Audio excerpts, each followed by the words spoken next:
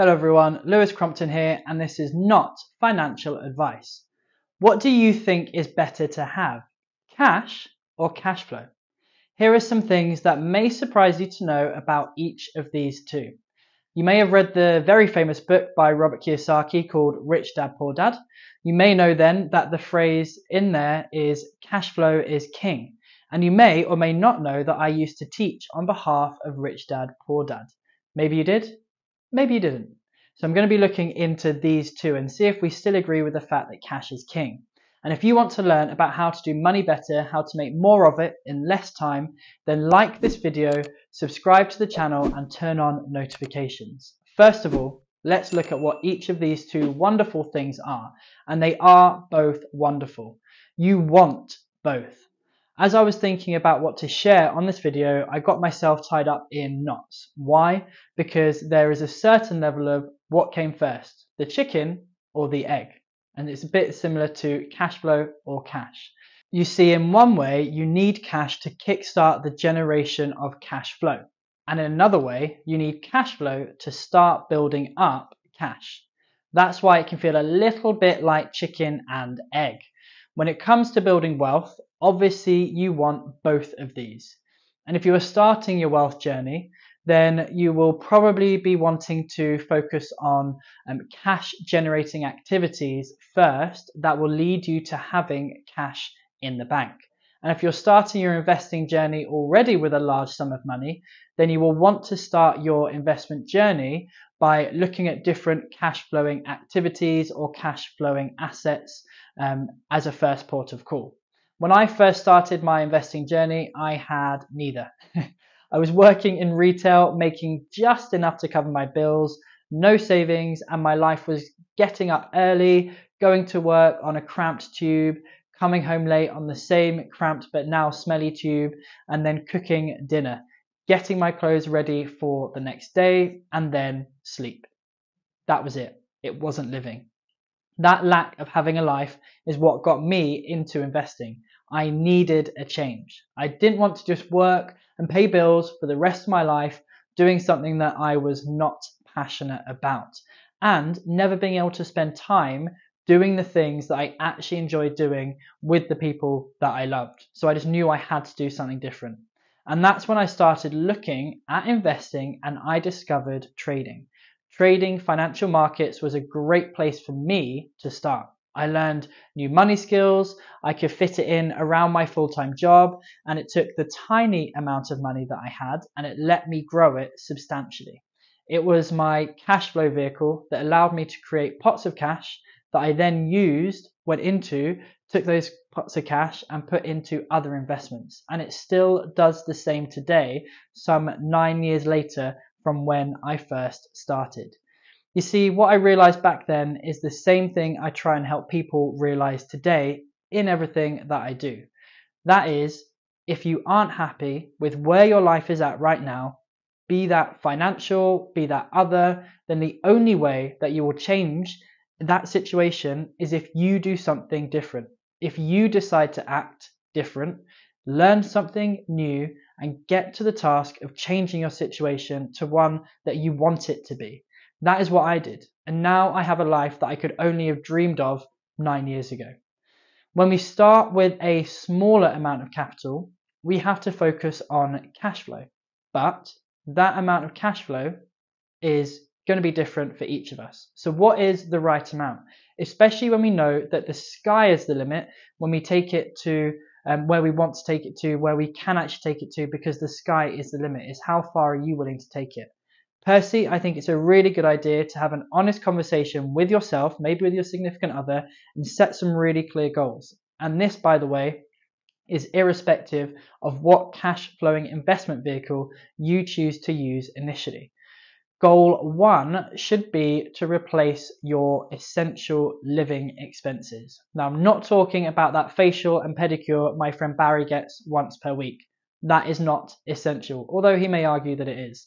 I'm talking about your rent or mortgage, your car payment, your credit card, which you should be paying off ASAP, by the way, your food shopping, your utilities, Write out what each of those are, and you should probably double whatever figure you just put down for utilities with the current climate we are in, and as we are heading into winter as well. So it's time to switch off all those unnecessary lights that you've got on in the house right now. Live in a winter of darkness. The reason we have that goal is although it doesn't take you out of the rat race, it takes a lot of stress and a lot of pressure off of you financially. What you can then do is redirect that money that you were spending from your other income stream, probably your job. You can now reinvest it into more cash flowing assets or vehicles, or you can be building up a cash pot. Once we have managed to replace your fixed monthly costs, we then need to look at replacing your entire income. Hopefully your income is higher than your monthly living expenses. If not, then that is the first thing we need to do. We need to fix it by bringing your monthly income higher than your living expenses. When we have replaced your income with trading or whatever it is you are doing to generate cash, then you open up a whole world of choice. At this early stage, please do not quit your job. Please. I know that may sound crazy coming from the guy who is all about freedom, but you have some better options to you than just quitting your job at this stage. Firstly, your job is a safety net financially while you have it. That may sound negative to some people. To me, that's a positive.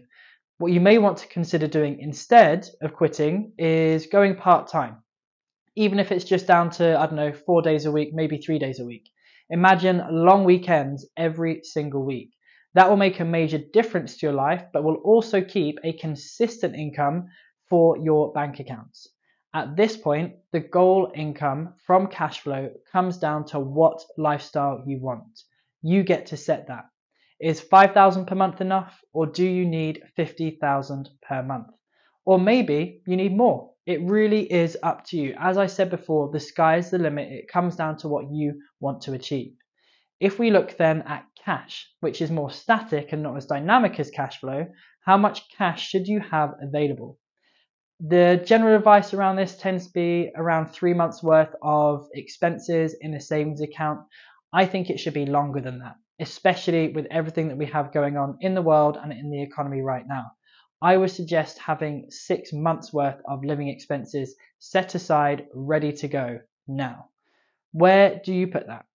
Do you put that into a savings account, or do we put that somewhere else? Now, you probably all know by this stage how pathetic I think savings accounts are, and I believe people should be investing rather than saving, particularly when inflation is lowering the value of that money by around 10% every single year at the moment, and it's set to go higher. Now, with that being said, you need those living expenses to be held somewhere that is super easy for you to get access to them in an emergency. Unfortunately, for most people, that is going to be a savings account, dare I say it.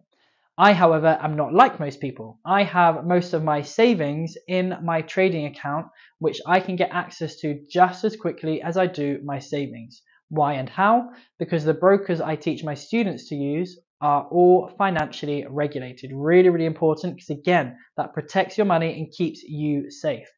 Believe me when I say that ease of access has saved me more times than I care to admit, mainly because of property investing things. It is so good to have that cash buffer in case of an emergency. The higher your need for money on a month-to-month basis, the higher your cash pot should be. The other reason why having cash on hand available whenever you need it is a great idea is because it will allow you to get access to deals and opportunities that may be time sensitive. This really is something you want to start thinking about later on down the line. The time sensitive deals tend to require larger sums of capital, so there is no point saving up now when your cash flow is only £1,000 per month. There have been deals I have had to pass up on because I didn't have the cash available. There are other deals I was able to get ahead of other people because I did have the cash available. Swings and roundabouts, I suppose.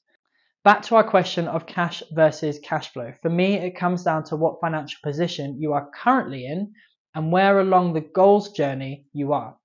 Both are great to have.